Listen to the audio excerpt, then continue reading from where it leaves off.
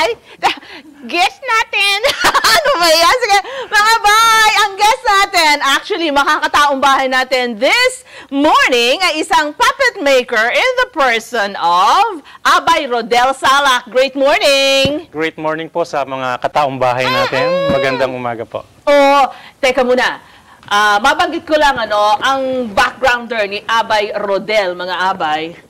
Ano ang backgrounder? Ito ang background sa kanya.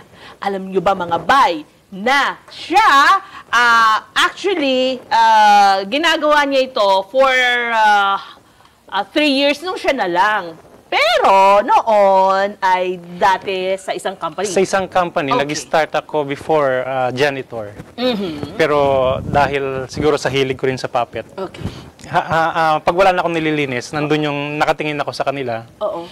Tapos hanggang sa dumating yung time na tinuruan ako magdikit, tinuruan ako mag-cut, hanggang nag-close yung mga ibang company pinanggalingan ko, Oo.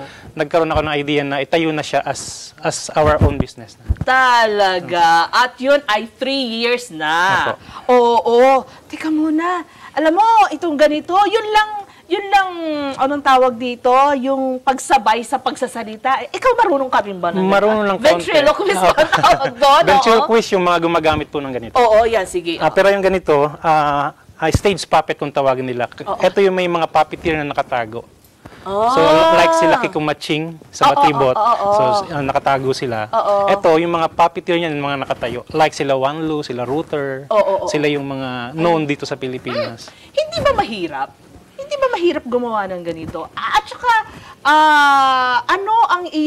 ano ba ang kailangang dapat gawin o isipin para makagawa ka ng ganitong mga puppet? Kailangan medyo artistic yung isip mo. Dapat artistic talaga. Oo. Kasi mag-i-start kami sa isang flat lang na foam. So, iuukit namin doon, gagawa kami ng base niya para makuha yung mga character na kailangan. Like yung tao. So, kailangan dyan, may mga patterns kami na mabilog siya, makuha yung mukha ng tao. So, ilang araw o gaano katagal ginagawa itong mga ganito? Depende sa character. Sa isang puppet, Ito. Itong ganito, maglalas ng production mga 2 days. 2 days? 2 days. Yung mga masyadong detailed, mga 1 week. 1 week. Yun yung ano niya. Kanina nag-uusap tayo, alam namin na marami kayong mga kliyente. Yes. At saka pagka umu-order sila sa inyo o kung meron silang sinasabi na, may production kaming ganito, ito gayahin nyo, ganun yan. Opo, pwede po. Pwede po silang mag-order sa amin. Minsan, may mga contract or may mga agreement na before the order, meron siyang down payment. Kasi parang yun ang magiging band. Lalo na nauso yung online business. So, more on the online minsan yung ginagawa naming marketing. So, nasa Facebook, doon kami nagkikita. Minsan, hindi kami magkakilala personally, pero through Facebook, magkaibigan kami, doon sila kumukuha ng order sa amin. Even abroad, hindi namin sila na may meet in person.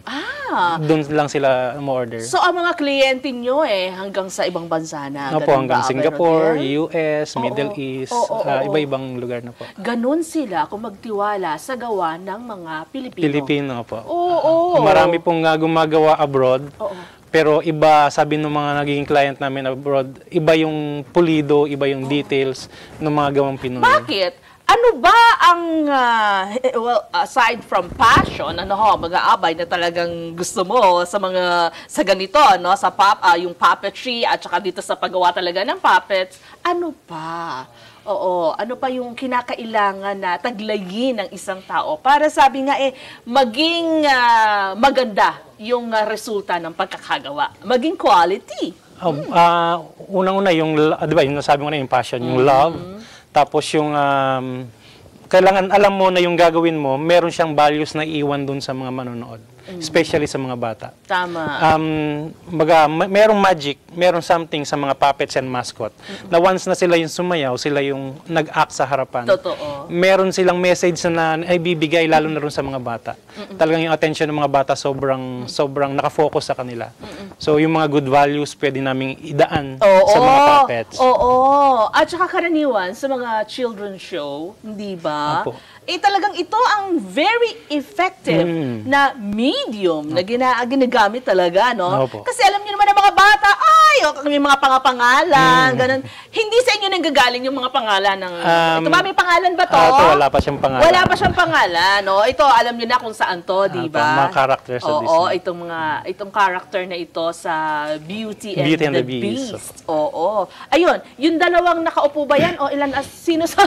Oo, kasi yan. Ito, tsaka ito sa Beauty and the Beast character. Pero ito, yung mga pang solo puppeteer, sila yung ginagamit sa ventriloquist. Oo, ayun. Oo. Kayo ba, matanong ko lang, Abay Rodel, ay nagawa mo na ikaw mismo ang maging ventriloquist? Nagawa ko po siya as stage puppet. Stage puppeteer. Yung mga nakatago. Yung ventriloquist hindi pa. Medyo mahaba yung training na kailangan gawin ng isang ventriloquist. Naalala ko, di ba gumagawa din kayo yung mascot? Mascots, yung mga man. sinusuot din, hindi ba? Ay, ang init daw noon. Sobra po. Para kang naka-jacket na makapal. Talaga? Na nilagay ka sa ilalim ng araw. Ganun siya kainit. Ganun? Na talagang, actually merong mga cases na namatay dahil sa dehydration. Wow. Yung mga nagsusuot. So hindi siya birong trabaho. Hindi nga. Alam Hindi mo siya- ba na meron akong kakilala, na may kakilala din siya, na ganon ang kanilang trabaho. Alam mo dati, medyo bilugan ang ang katawan, biglang namayat dahil doon. Sa pawis na Sa lumalabas. pawis, oo, at saka hindi healthy. No, oo. Okay, sige. Mga abay, just in case na kayo din, baka biglang may assignment kayo sa school, kailangan nyo ng tulong ni Abay Rodel, paano nila kayo makokontakt? Abay Rodel. Opo, maraming salamat po. Pwede niyo po kaming makita or ma-contact through Facebook. Hanapin niyo lang po Rodel Cabral Salak.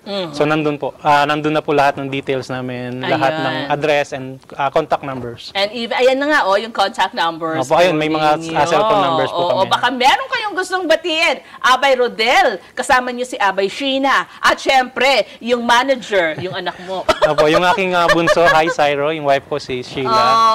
And sa mga grupo namin sa Puppeteers Club International, meron po kaming organization ng mga Ganon? Oy, pwede kayo mag-present dito one of these days. Yes, ma'am. Invite ko rin yung mga kasama ko. Oo, maganda yan. Meron- Matutuwa ang mga bata. Yun po, meron kami mga advocacy na ginagawa. Good. Using the puppets. So, Yun. binabati ko po yung mga taga PCIP, Hello. mga Puppeteers Club International, and yung mga friends namin Ayan. na nanonood ngayon. Maraming pong salamat. Thank you po. Ayan.